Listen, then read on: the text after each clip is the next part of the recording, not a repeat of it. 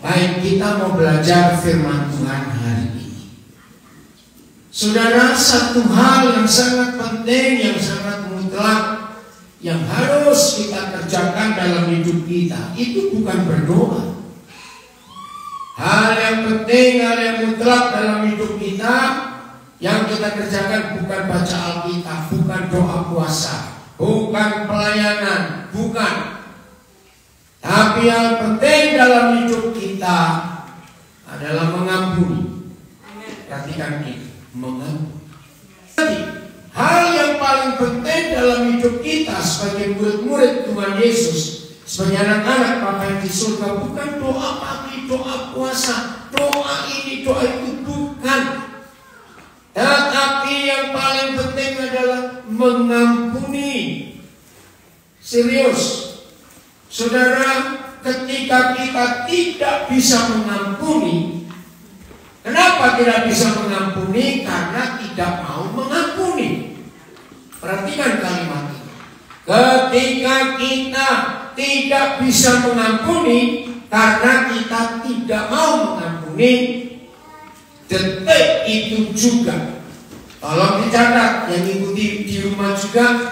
Ini dari gereja Facebook ini, Ibu Gembala. Yang ikuti Facebook dari gereja. Ketika saudara tidak bisa mengampuni karena tidak mau mengampuni, saat itu hubungan saudara dengan Tuhan langsung putus. Walaupun masih aktif di dalam semua pelayanan aktivitas gereja.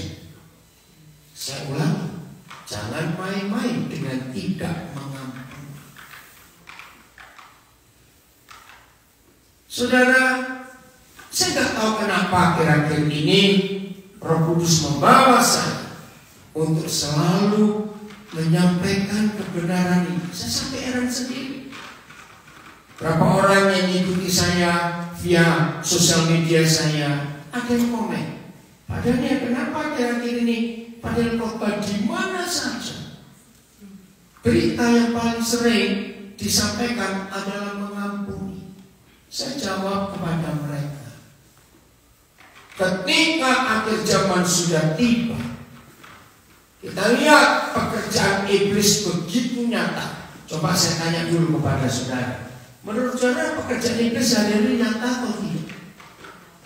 Sangat nyata. Kemarin malam ada seorang dari Florida mengirim saya buku tentang COVID ini. Wih, begitu mengerikan. Betul-betul makin kelihatan bahwa ini buatan orang, ini konspirasi. Nanti tahun 2000 berapa, 28 atau berapa, ketika dunia ini sudah divaksin, kata buku itu, maka mereka akan mengontrol manusia itu. Saudara dengarkan baik-baik. Tahun 89, kira-kira bulan April, saya lupa tepatnya kapan. Waktu itu George Bush Junior jadi presiden Amerika. Tiba-tiba terdengar sebuah istilah New World Order. Itu tahun 89. Nah, salah satu yang dikerjakan oleh tatanan dunia baru ini, dunia akan diatur dengan satu pemerintahan, one world government. Dunia akan diatur ekonominya dengan one world currency. Dan yang ketiga, dunia akan mengatur semua agama di dunia sehingga hanya ada one world religion. Dan ini sudah mereka kerjakan sejak tahun 90. Pelan-pelan mulai digiring ada satu pemerintahan dunia. Ya, kalau kita lihat dari khotbah-khotbah gereja, itulah istilah mereka adalah antikris. Pokoknya akan muncul satu orang. Dan sudah dibuatkan dalam kitab Daniel. Mata uang sudah terjadi di Eropa sejak tahun 2002, 1 Januari 2002. Dunia dikagetkan waktu itu 14 mata uang negara Eropa bisa jadi satu. Yang namanya Belgium nggak ada, ya, yang namanya franc nggak ada juga. lira kita gak ada juga. Inggris yang tidak mau, tetap mau pound sterling. Saudara, gak susah, gak mudah menyatukan 14 mata uang yang nilai kursnya itu beda-beda. Tapi mereka berhasil. Dan saudara lihat hari-hari ini bagaimana orang mulai memojokkan agama-agama. Memang betapa jahatnya orang beragama ini. Nah, ketika kejahatan yang tertulis dalam kitab suci kita itu makin nyata, ternyata setan juga bekerja di dalam gereja. Bukan menutup gereja, tidak, tapi tolong catat. Setan berhasil membuat bukan cuma jemaat, tapi hamba-hamba Tuhan juga sulit mengampuni. Tolong catat. Kekerasan dalam rumah tangga, waduh, ngeri sekali.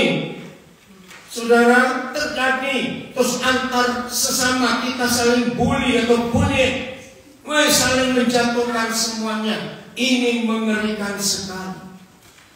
Nah, satu-satunya hal yang membuat kita mampu bertahan dalam situasi yang seperti ini, satu-satunya loh, bukan dua,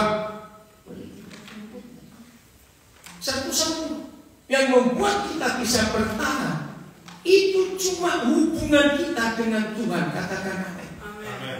Tanpa kita punya hubungan dengan Tuhan, gak mungkin kita sanggup menghadapi tantangan ini. Maafkan saya berkata, tidak sedikit saya mendengar dari rekan-rekan saya, gembala, pendeta, pengkhotbah, maka itu dalam situasi seperti ini banyak berdoa. Tampakkan jam berdoa. Saya bilang enggak. Doa sesering mungkin. Tapi kalau kita masih punya koleksi musuh di hidup kita, doa kita cuma mental sampai plafon turun. Serius, saudara.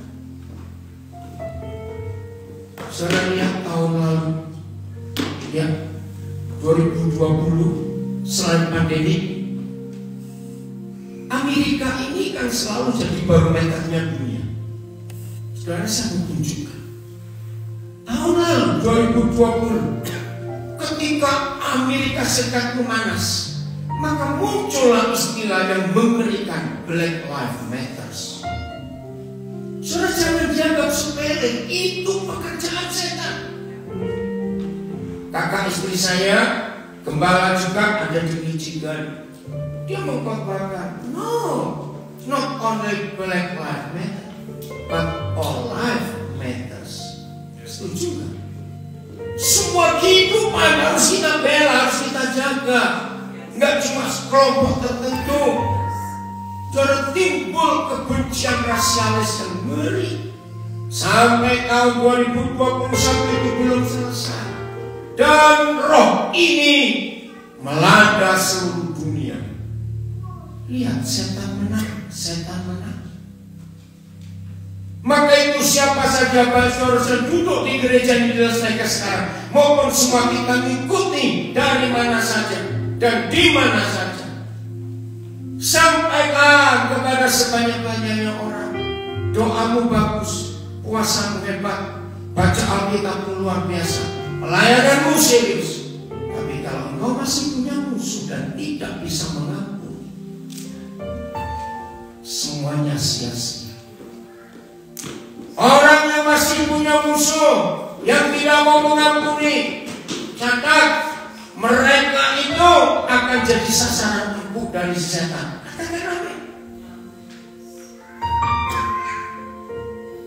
Harusnya gereja Tuhan di akhir zaman ini mengkhotbahkan pengampunan lebih dari khotbah duit, khotbah doktrin, khotbah teologi ini, teologi itu, mengampuni. Saudara mendengar ini, rendahkan hati di hadapan Tuhan, jangan keraskan hati. Mari kita buka ayat yang pertama, 1 Yohanes 3 ayat 15. Ini menakutkan sekali. 1 Yohanes 3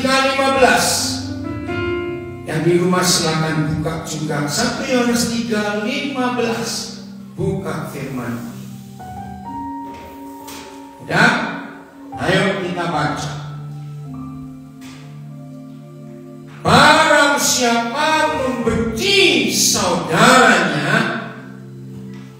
dia adalah, baca kitab, dia adalah pembunuh manusia. Woi, ngeri. Benci. Maka tidak ada hidup yang kekal bagi pembunuh manusia. Begini artinya. Bagi Tuhan. Ya, bagi Tuhan. Membunuh itu tidak perlu mengambil nyawa orang. Tidak perlu. Dengan membenci seseorang, maka di mata Tuhan orang itu membunuh. Dan menurut firman ini, tidak ada hidup yang kekal dari seorang pembunuh manusia. Saya tanya, jadi artinya kalau pendeta masih punya musuh, aktivis gereja, pengkhotbah, pelayan Tuhan, orang Kristen yang berkata murid Tuhan Yesus masih punya musuh, berarti orang itu pembunuh atau tidak? Cepat jawab. Loh, saya tanya, pembunuh atau tidak? Loh, saya tanya, kalau punya musuh itu pendeta, pengkhotbah, gembala, penginjil, aktivis, murid Yesus, anak Bapa di surga, kalau belum mengampuni masih punya musuh, mereka pembunuh atau tidak? Tolong jawab. Loh, saya tanya, pembunuh atau tidak? Pembunuh. Dan tidak ada hidup yang kekal. Mengerikan. Tolong hari ini sampaikan kepada sebanyak-banyaknya saudara yang kita kenal untuk menjaga hidupnya, untuk menjaga hatinya, mengampuni. Percayalah, si setan tidak akan mampu mencuri kita, merebut kita ketika kita sedang bersatu dengan Tuhan Yesus. Katakan amin. Tapi begitu saudara keluar sebentar dari kesatuan dengan Yesus, disitulah setan dengan gampang sekali merebut orang itu. Nah, satu-satunya cara setan merebut hidup orang Kristen hamba Tuhan bukan dengan perzinahan, bukan dengan pencurian, tapi dengan tidak mengampuni. Ngeri sekali. Jangan berkata itu, tapi kok sulitnya? Enggak. Asal kita mau, maka semua kita pasti bisa. Maka tiap-tiap yang berkata, kenapa kamu gak bisa mengampuni? Itu pernyataan yang salah. Bukan tidak bisa, tapi tidak mau. Karena sakit hati, karena kecewa. Matius 5 ayat 9. Ini ayat-ayat dasar sekali di Alkitab, tapi seringkali kita gagal. Matius 5 ayat 9. Mari kita baca.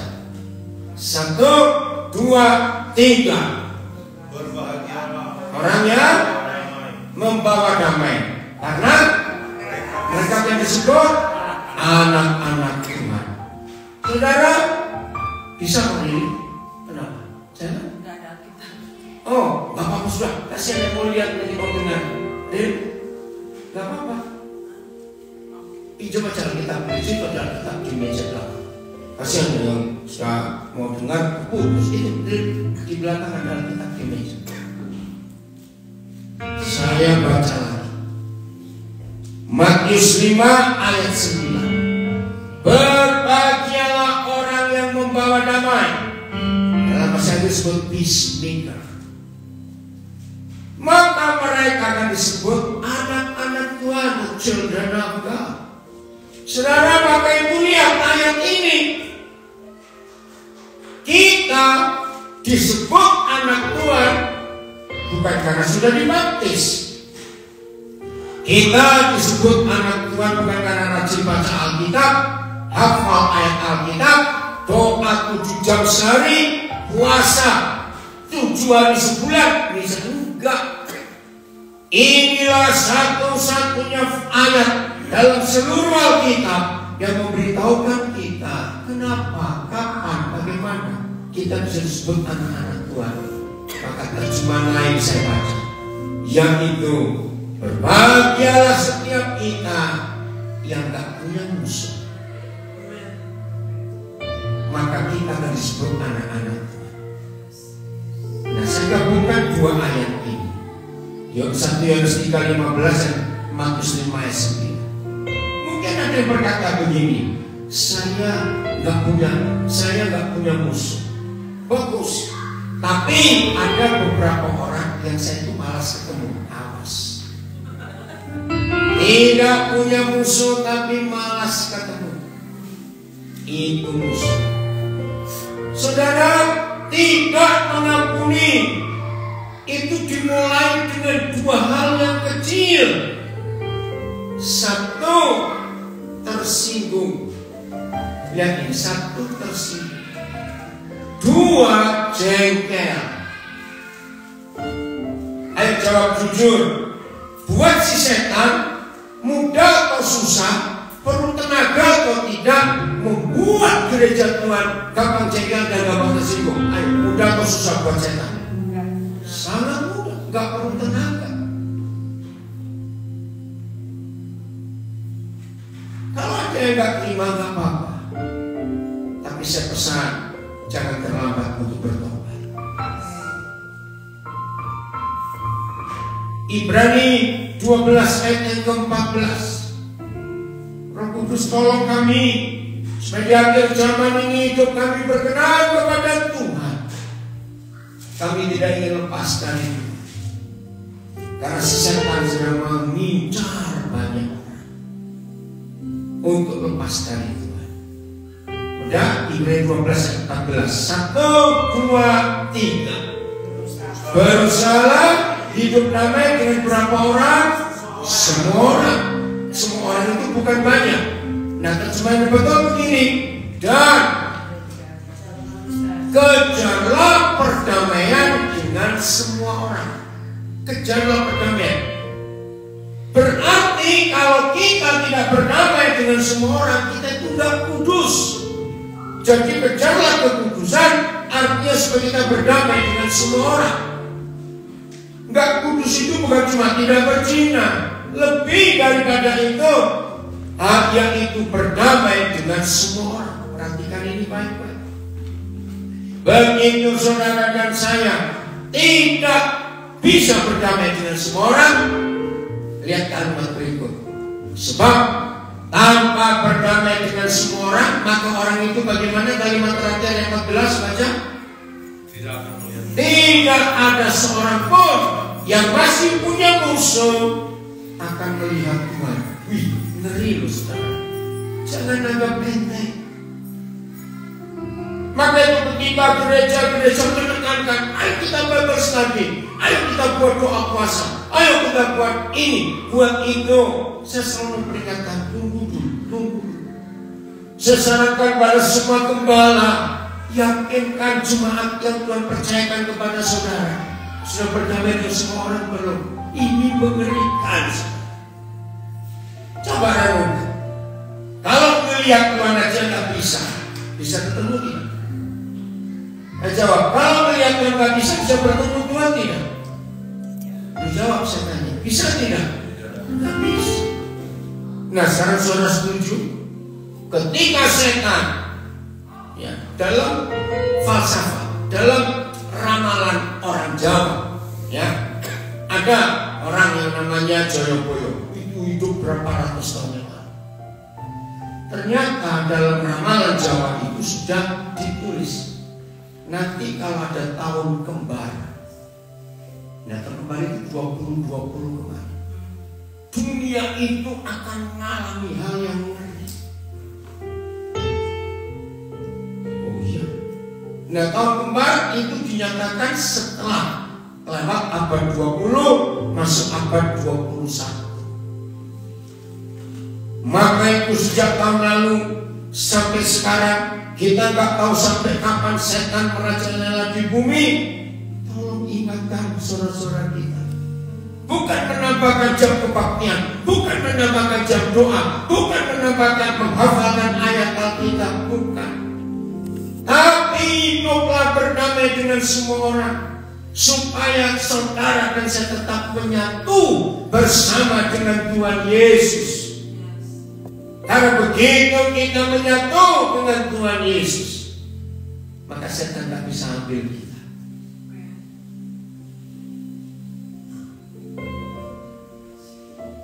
Ketika di Amerika, tahun lalu saya nggak menghitung, ada berapa pendeta gereja besar di Amerika bunuh diri. Begitu tahun ini. Pertanyaan banyak orang, kok bisa pendeta bunuh diri? Saya bilang jangan lagi pendeta, kita aja bisa, betul ini. Setan itu kurang ajar. Nah ini loh yang kita harus tahu. Posisi kita ada di mana?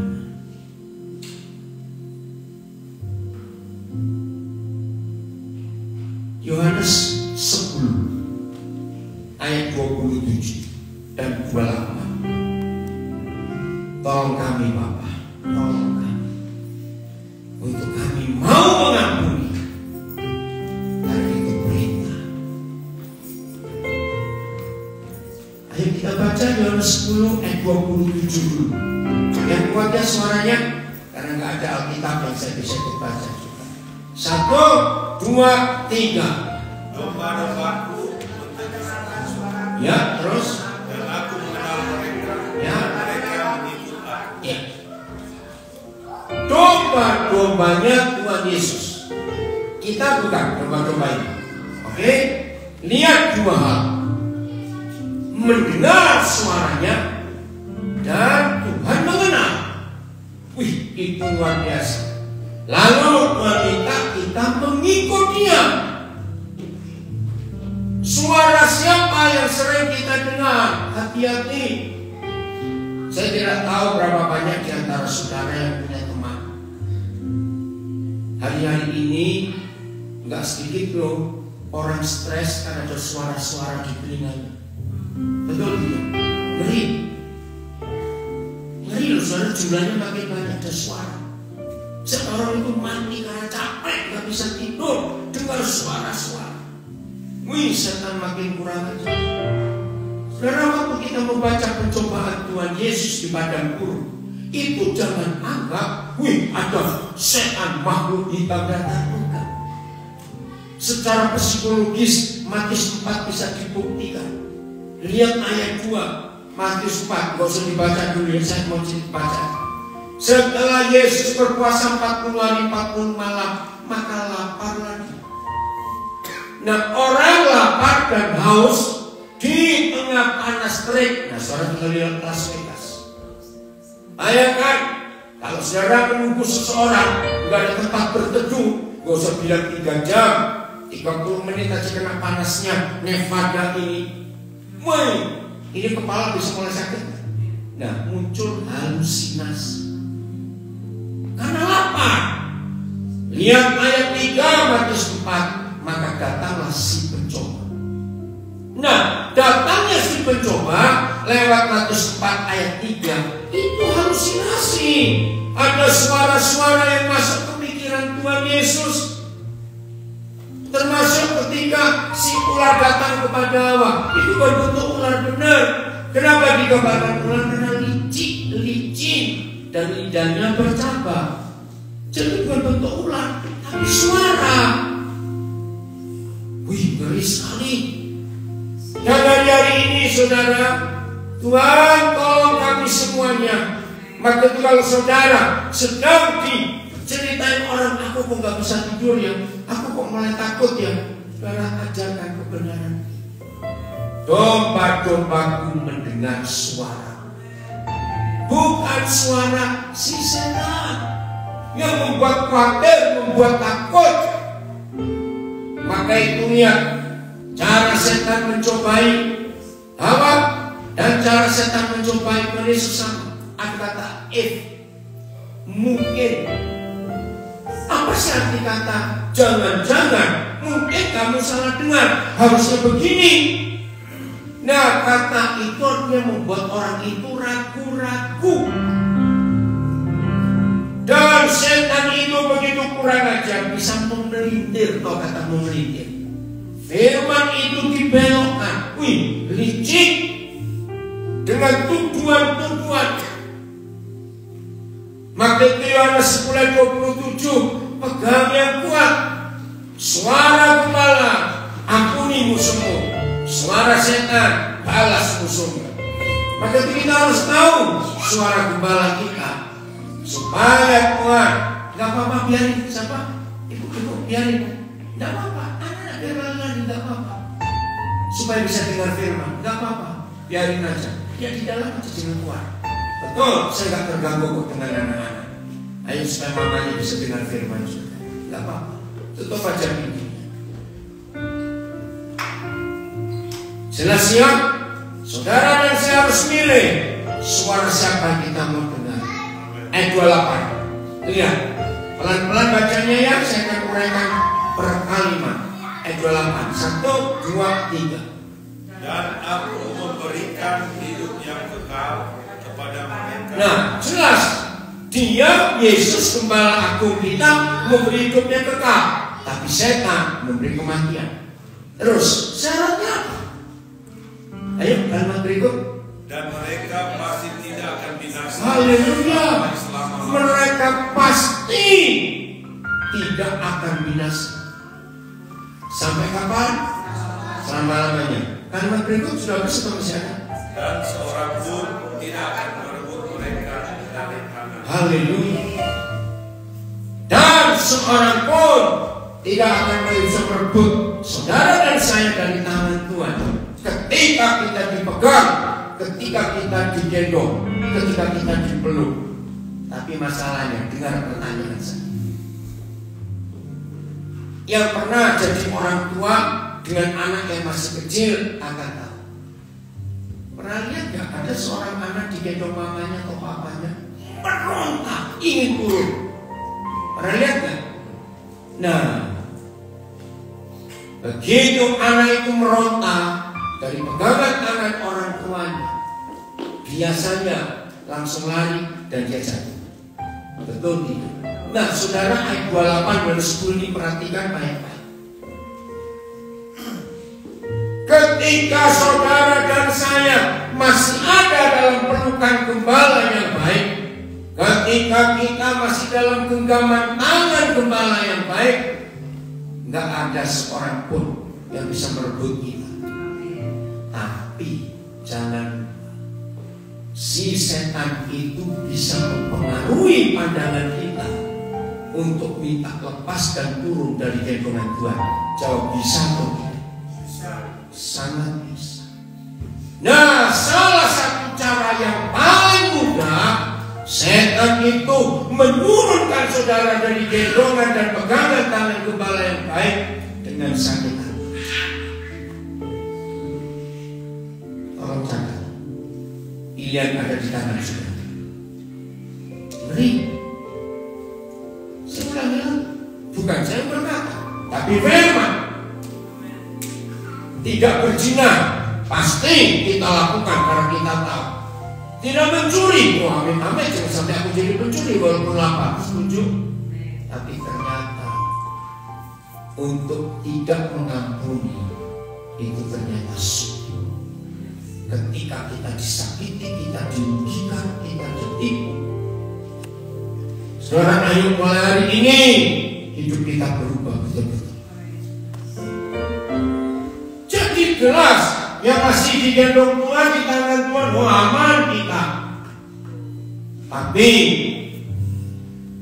iblis bisa menarik saudara turun. Dan salah satu cara yang paling gampang, disakiti hati dan kita balas. Ini pilihan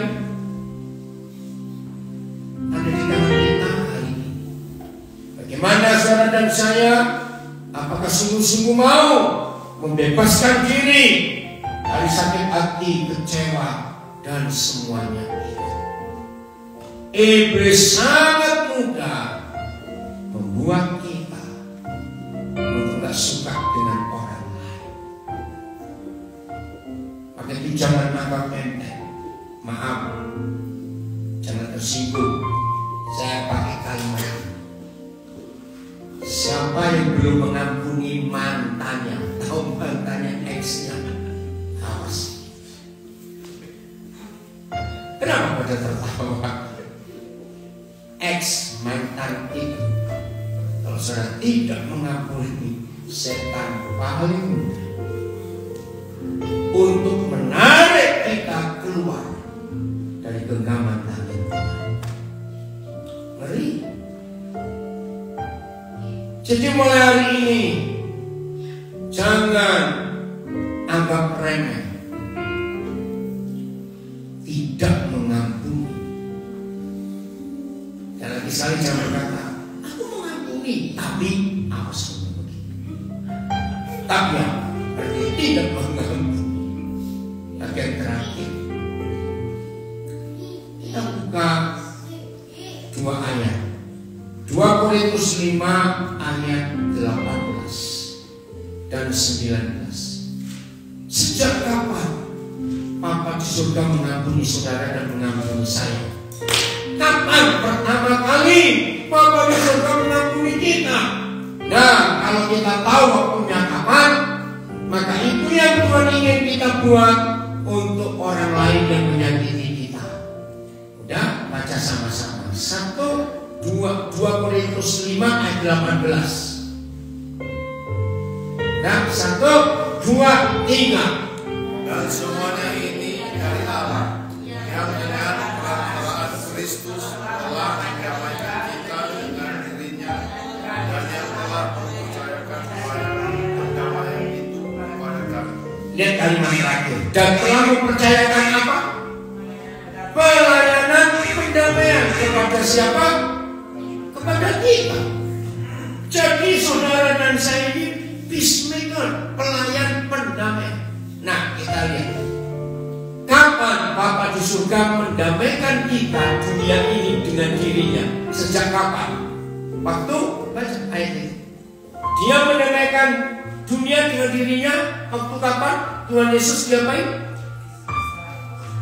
Ayo baca ayatnya itu dulu. Ulangi lagi. 2 kalimat pertama. 1, 2, 3. Dan semuanya ini adalah yang dengan peran Kristus telah mendamaikan kita dengan dirinya. Cukup. Yang dengan perantaraan Kristus. Itu kapan? Waktu Yesus disalib. Itu yang saya katakan. Waktu Yesus disalib, saudara dan saya di mana? Bukan cuma kita belum lahir, nenek moyang kita yang ratusan generasi di atas kita pun belum lahir. Apa artinya ayat itu, saudara? Itu luar biasa. Jadi saudara dan saya didamaikan dengan Tuhan Bapa di surga sejak kita belum berbuat dosa, sejak kita belum ada. Maka begitulah Tuhan mau. Kalau ada orang menyakiti kita, langsung ampuni. Pasti dia kaget. Loh, kamu kok cepat sekali ngampuni aku? Katakan karena Tuhanku mengajari kita. Saya mau tanya kepada saudara, apa yang terjadi dengan anggapan dunia? Kalau orang-orang menyakiti kita, langsung kita mengampuni. Dan mereka tanya, lu kok cepat sekali? Bukan cuma cepat, aku mengampuni kamu sejak kita ini belum lahir. Ngerti gak maksudnya? Ini firman luar biasa. Tidak ada permusuhan di bumi kalau kita menggunakan hukum surga, mengampuni orang lain seperti Bapa mengampuni kita sejak kita belum lahir. Gak ada pribadi manapun dan agama apapun yang punya pengajaran seperti itu. Betul? Maka itu ampuni. Ayat 15. Jangan lupa, pelayanan perdamaian diserahkan kepada kita, dan Dia mempercayakan pelayanan perdamaian. Ayat 19. 1, 2, 3. Sebab Allah mendamaikan dunia dengan dirinya. Jangan bawa keluar, Bapak. Ya, dengan tidak memperhitungkan pelanggaran mereka. Terus Ia telah mempercayakan berita perdamaian itu kepada ada perbedaan. Ayat 18 mempercayakan pelayanan perdamaian. Ayat 19 mempercayakan berita perdamaian. Wih, ini luar biasa. Maka ketika dunia penuh dengan permusuhan, maka gereja hadir membawa pelayanan perdamaian dan berita perdamaian. Sejarah gelap gereja di Amerika pada kurang lebih 2 abad yang lalu, saudara kasihkan praktek perbudakan politik black and white itu ternyata 100% pelakunya itu orang Kristen, dan itu dikotbahkan di dalam gereja. Itu sejarah gelap. Sampai hari ini saya masih bertanya, apa yang ada di otak para rekan kita, para pendeta zaman itu, kok bisa begitu kejam kepada sesama manusia?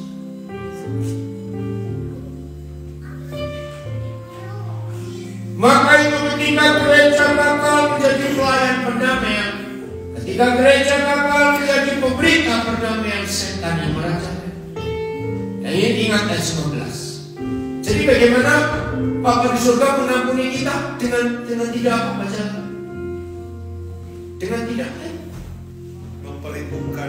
memperhitungkan pelanggaran kita. Ini luar biasa. Saya tanya balik. Kira-kira kalau Bapa di surga mengampuni saudara dan mengampuni saya dengan menghitung dosa-dosa kita yang dulu, kita kira-kira jadi apa? Ayo, jadi apa kira-kira? Loh, saya tanya sebentar jawab. Waktu semua habis. Kalau Tuhan mengampuni kita dengan mengingat yang dulu-dulu, kira-kira jadi apa kita? Jadi apa, Bu Gembala? Bukan cuma terintimidasi, masih kecil kalau terintimidasi. Kita tidak mewarisi hidup yang kekal.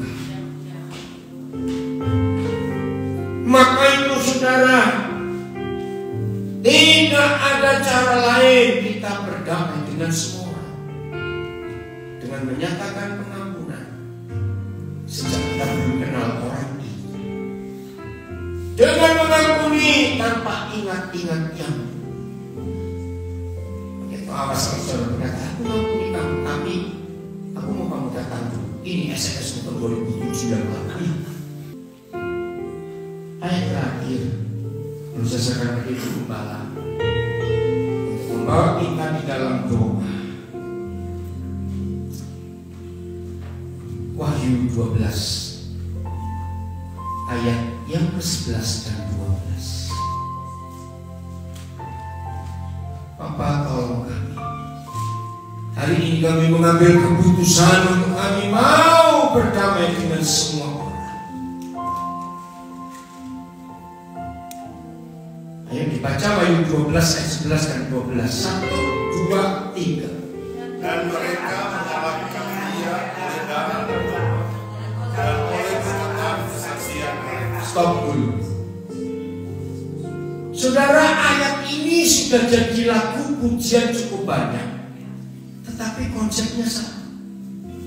Mengalahkan mereka dengan darah anak domba. Saudara tahu gak artinya? Itu ada di Ibrani 12. Artinya, apa fungsi darah anak domba buat kita? Cepat darah waktu. Apa fungsi darah anak domba buat kita? Penebusan. Apalagi? Oke, penebusan betul. Coba ini yang kita pelajari sekarang. Pengampunan. Jadi walaupun orang Kristen ngomong sampai berbusa mulutnya, darah anak domba, darah anak domba, darah Yesus, tapi nggak pernah mengampuni orang lain, maka darah anak domba tidak punya kuasa di hidup kita. Catat itu. Kita jadi latah, darah Yesus, darah Yesus. Percuma kita ngomong begitu kalau kita tidak menggunakan kuasa darah anak domba untuk mengampuni orang lain. Catat pengertian ini. Yang kedua, oleh perkataan kesaksian mereka. Saksi apa? Bukan saksi saya untuk uang diberkati uang, saya sakit sembuh, bukan. Kesaksian kita adalah, hei dunia, kalian harus tahu, aku bebas, aku tidak punya musuh, aku mengampuni semua. Begitu saudara dan saya punya kuasa darah anak domba, dan di mulut kita ada kesaksian. Kesaksian apa? Tentang kuasa darah anak domba. Bukan kesaksian sembuh, bukan kesaksian punya duit dapat duit, bukan. Apa yang terjadi? Terus baca ayat kalimat berikutnya. 1, 2, 3. Karena mereka tidak mengasihi nyawa mereka sampai ke dalam maut. Nah, kapan kita tidak mengasihi nyawa kita? Sama seperti Tuhan Yesus. Kapan dia tidak mengasihi nyawanya? Karena dia mengasihi kita waktu dia mati, menyerahkan nyawanya. Betul?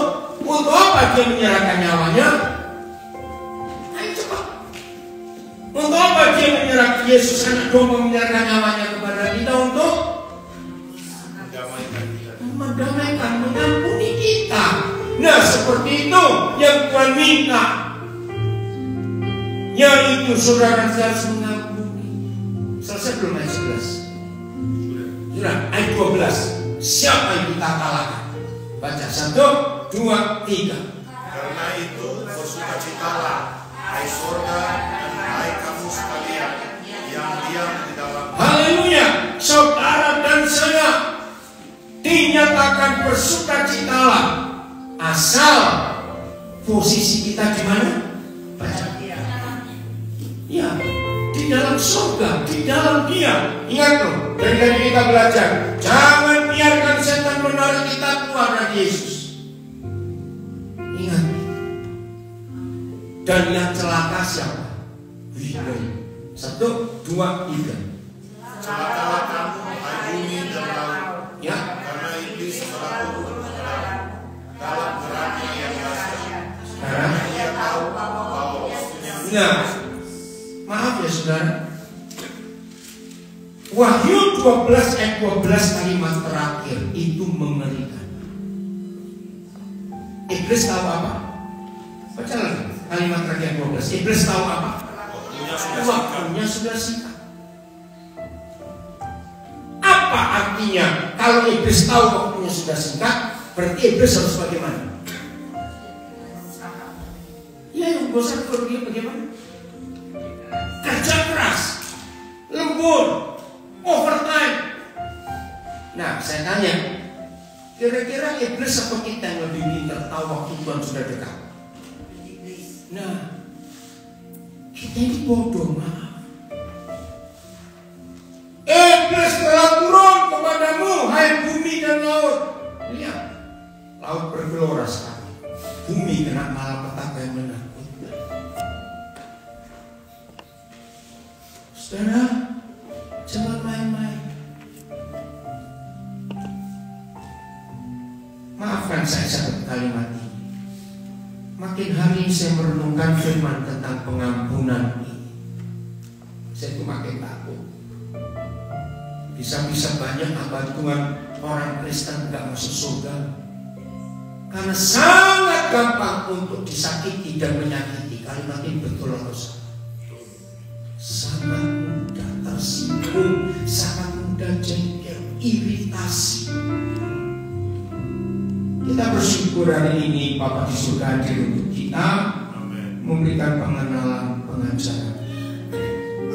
Ayo kita jadi anak Tuhan yang benar. Tuhan Yesus memberkati kita semua. Jadilah pelaku firman. Dan pulang dari sini mendengar firman ini, kita tak punya musuh lagi. Berdamailah dengan